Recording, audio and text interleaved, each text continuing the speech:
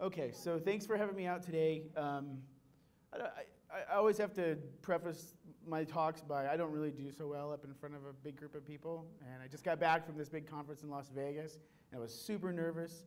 And we had 3 people in our audience. And so it turned out to be great. Now there's like a room full of people. And so I'm really taken aback. So I'll try not to ramble too much, because I think what we should really concentrate on is putting the cameras in our hands and shooting some video and then trying it out.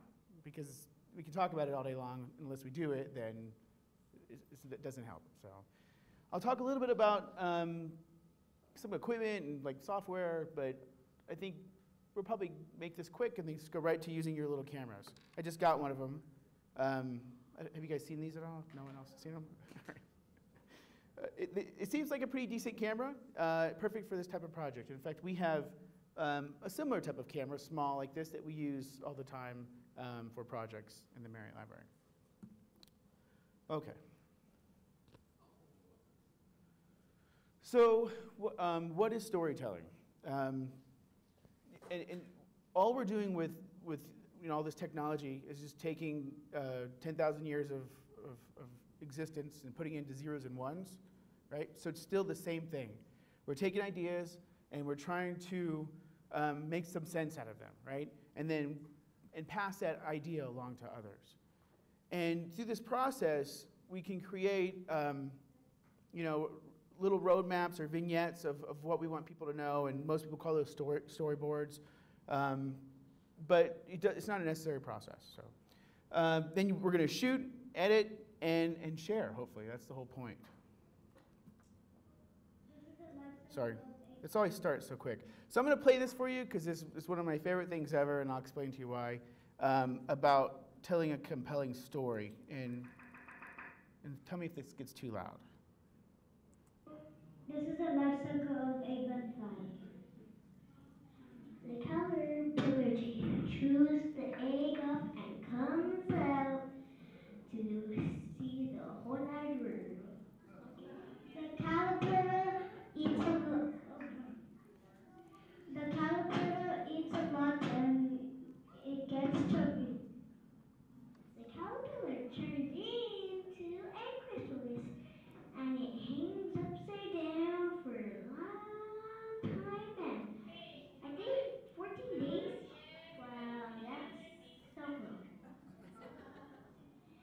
And then the butterfly comes out of the cocoon or chrysalis, whatever you want to call it, and it flaps its wings because it's wet from the paint, and then the paint dries off, and then you can fly all over the earth.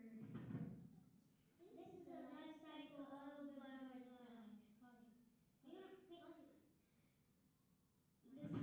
My name is Amana. My name is Alexander. And we had teamwork. Thank you.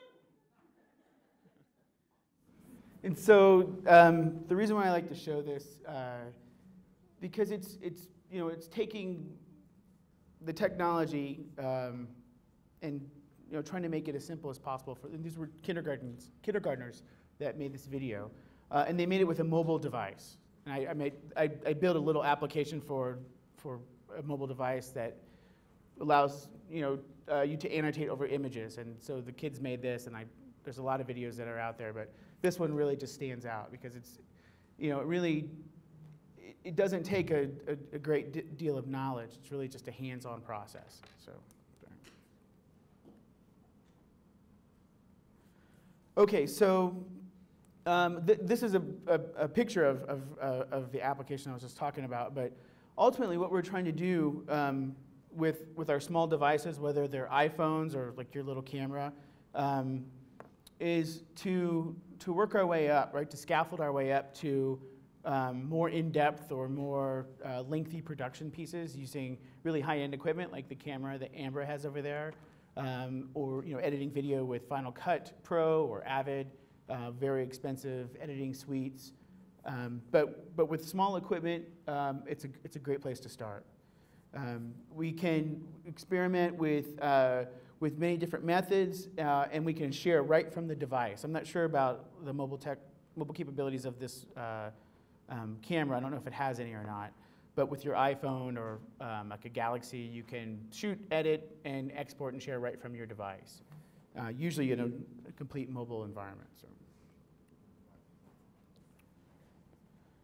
And so some of the hardware that's available, I mean, most people know about this, but I'll just share it with you. iPhones, iPads, and iPod Touches are the big hot item right now, but they're pretty robust, and there are really powerful applications that are available.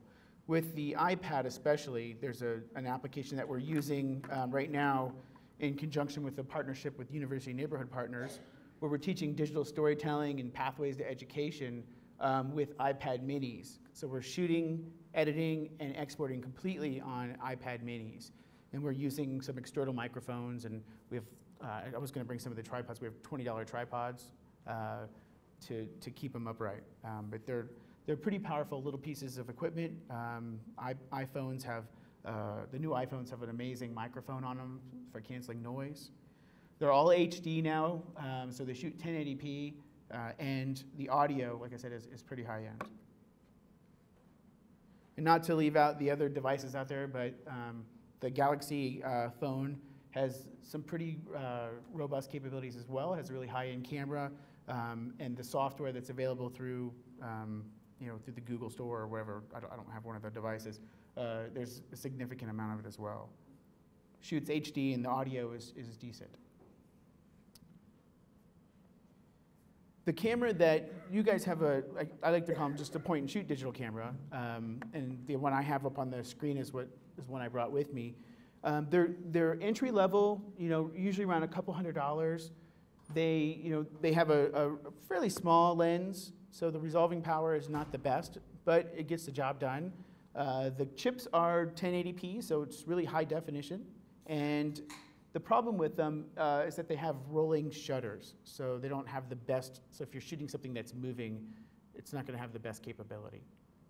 And there are sound limitations. Like this one, I watched a quick video on it, and it appears to be an underwater camera, so I'm not sure how good the microphone's going to be.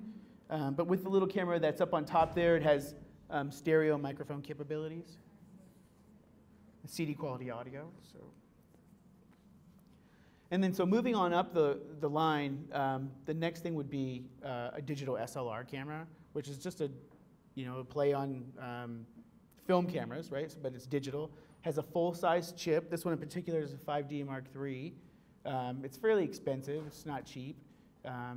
It gives you the ability to change lenses, so you can go from like a wide-angle fisheye lens to telephoto lenses.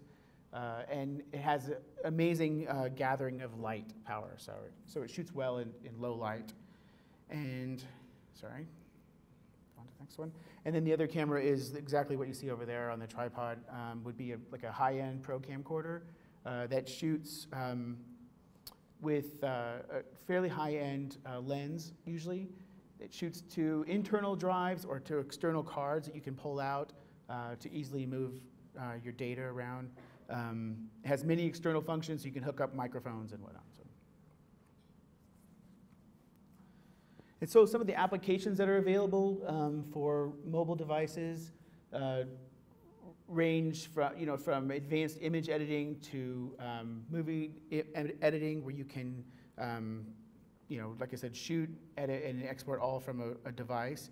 You can also create your own images using an application like Diptych, where you can combine multiple images together.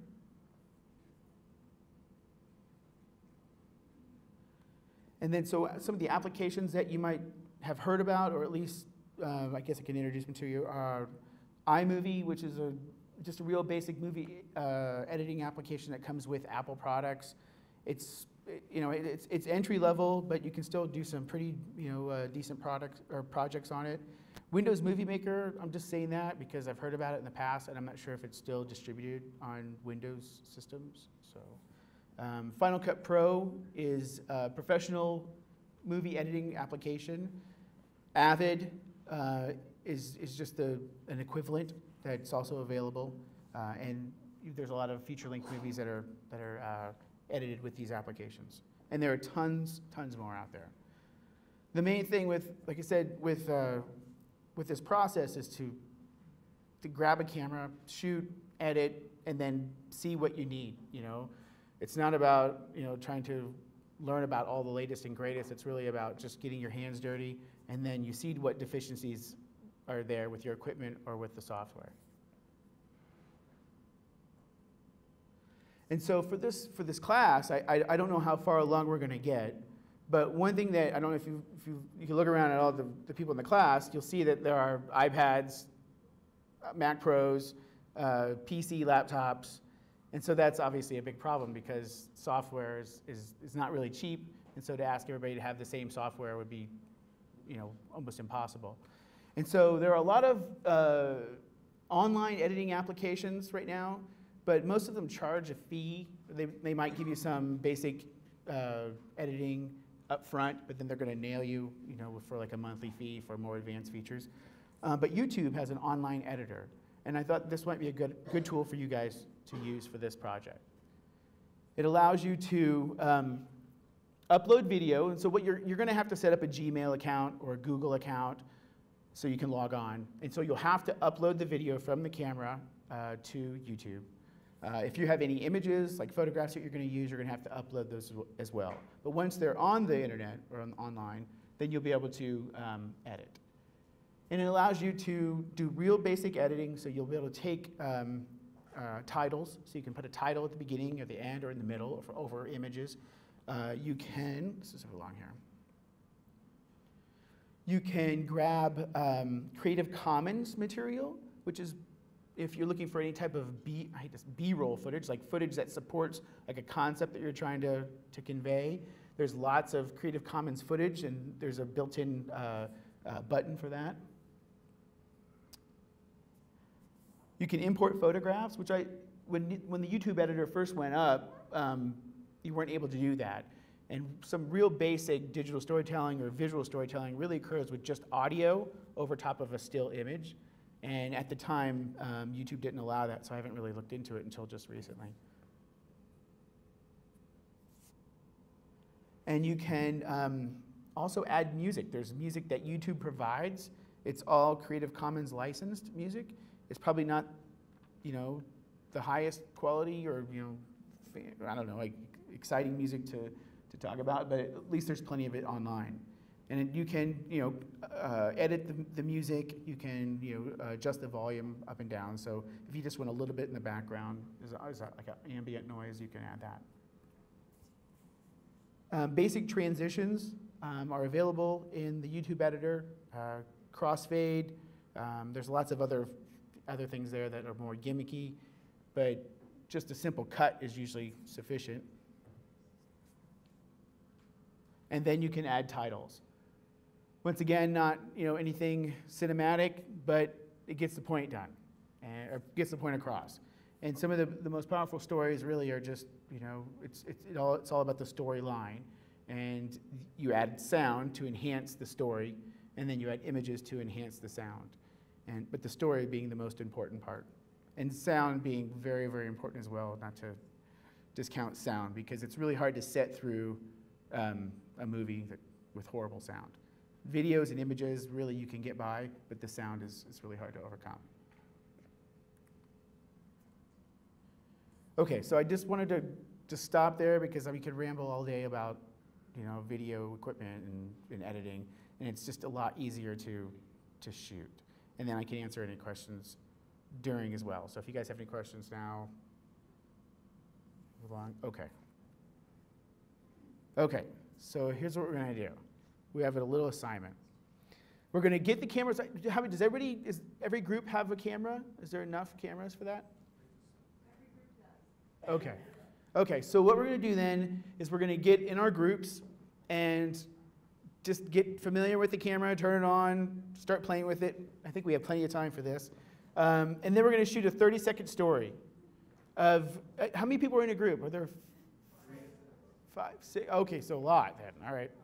So maybe just a couple people within your group, Just ask them what their favorite toy is. Find a place to interview them where it's quiet, so you're not all in the same room. Is it okay if they break out and go into different parts of the library? And so what you'll ask the person in your group, maybe you do it twice. I don't know if we have enough time to do all 6 people or 5 people in our group. Just ask them what their favorite toy is, right? And then after you get back, you're going to get online, say the internet, get online, and you're going to try to find at least 2 or 3 images that will support that favorite toy. And then we're going to upload that to YouTube. We're going to try to get our account set up. Hopefully everybody has a computer or at least access to it while we're here. And then we'll just go from there.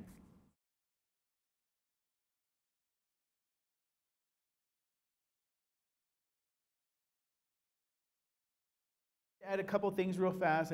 Something I thought about, but once I had a chance to see your videos that you shot with the cameras, one thing to really consider is framing. And so where you put the person in the frame when you're doing your project. So if you're going to do an interview, I would try to fill up, and you'll hear this with the sound too when we play the videos, try to fill up as much of the frame as possible so you'll actually be getting closer then to your subject matter. And that if you split up, maybe you've heard of the rule of thirds, but if you were to split the image across horizontally and vertically into thirds, the upper third is called the eye line, and that's where you want your subject's eyes. And you probably want to avoid putting them right in the middle.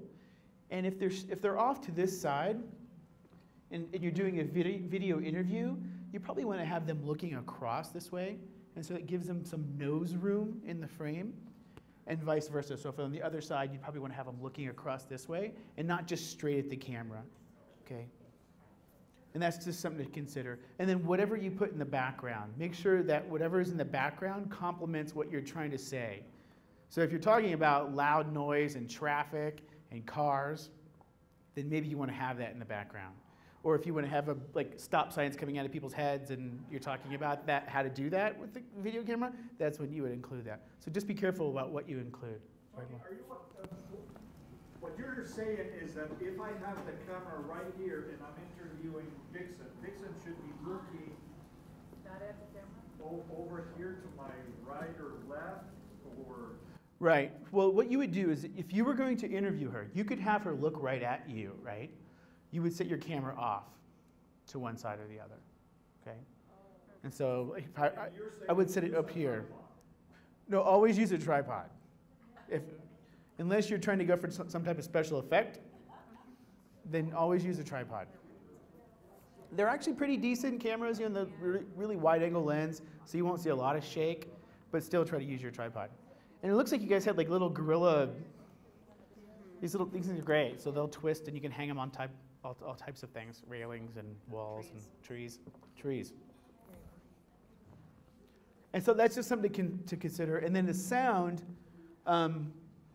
it is an underwater camera, right? So the microphone is somehow concealed from getting water in it, or you know, it's a waterproof microphone. So it's not going to be like really super crisp and clear. And it's also not set up to do noise cancellation or sound isolation. So it's going to record everything. And if you are talking into the camera doing an interview, the camera senses like your voice that's really low, and it's going to have an automatic gain, and it's going to boost the gain up, and you're going to get tons of noise. So something to consider. So the closer you get the camera to your subject, the better off you'll be. And then eliminate, once again, all the background elements with sound. So cars, wind is a big one. I don't know where the microphone is on your little cameras. I don't know if I brought it. I have a little wind sock that I always bring that my son takes out of my bag all the time. It's just like a little screen that you would put over top of like an iPhone. So that would work. You could always put a sock or some type of material over top of it if it's windy, and if you can't avoid the wind at all. But once again, just try to stay as close as you can to your subject. That's the most important thing with these cameras. Lighting was another issue. So try to shoot where there's decent light. Don't shoot in low light. If you're going to shoot in your hotel room, why not set up take one of the, I hate to say it, that Maybe you don't have lampshades, but hopefully it's a better hotel for that. But use lighting to your, to your advantage. Don't have the lighting behind your subject or on top of it. Have it in front. And if you're going to add still images to your project, which I would imagine most of you would, something to consider is that you're shooting high definition video, and the camera has two different settings. It has 1080 and it has 720. And to save yourself a lot of headache, I would just shoot 720 because the 1080 is just going to be a larger file size. So it's more to work with as far as ingesting and uploading if you're going to be doing that. And so the dimensions of a 1080p video is 1920 by 1080. Most people have high definition TV, so you might know that. So when you add an image, like a photograph, make sure your photograph has the same dimensions, 1920 by 1080. If you try to add an image that's like 640 by 480, it's going to be really grainy looking, right? So it's going to be the size will be increased. So it's going to interpolate up. So start with the largest image you can and work your way down. And then with 720, 1280 by 720. And when you're doing a search for, like on Google or on Creative Commons, which Donna has, she can share the link with you, you can actually see the dimensions of the image. And so just make sure that it's large enough to support your project.